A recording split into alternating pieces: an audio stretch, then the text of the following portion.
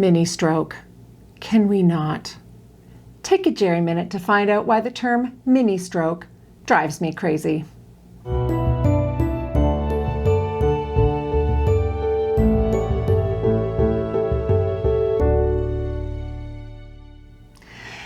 So a lot of people will come in and tell me that they've had a mini stroke. Usually a doctor or another health professional has told them that. But what do they mean? A small stroke? A transient ischemic attack? Mini stroke is imprecise.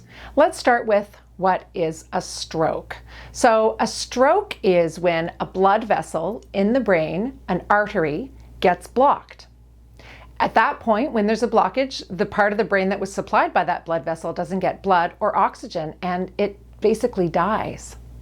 That can take a few hours to happen. So at that point, the process is reversible. It could be transient. But if the process doesn't reverse itself, then there's a stroke.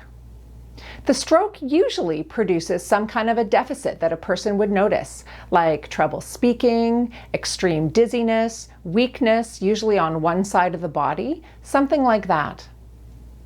Tiny strokes that occur in tiny blood vessels can sometimes accumulate over time without somebody noticing until they pass a certain threshold of how much change there is. So that's what a stroke is.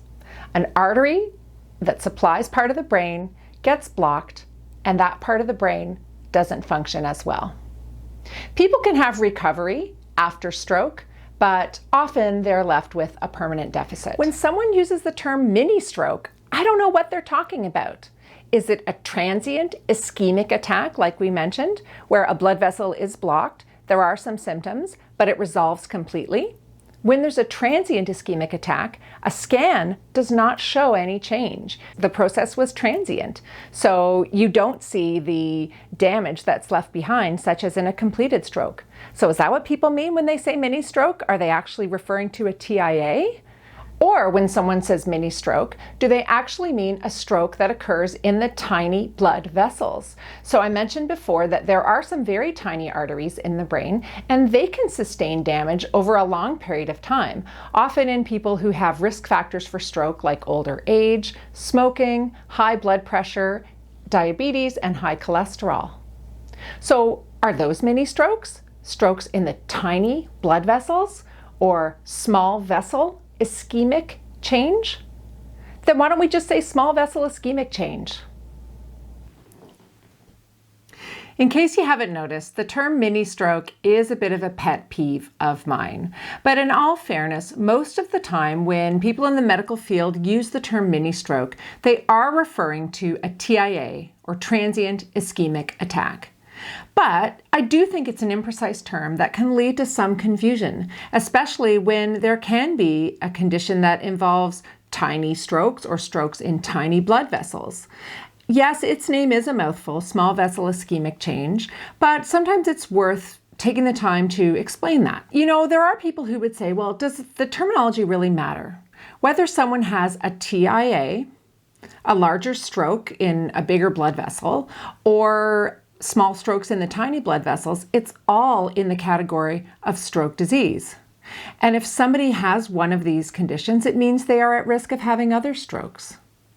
The treatment for stroke is usually to identify any causes of stroke that we aren't aware of in an individual, and then trying to prevent another stroke.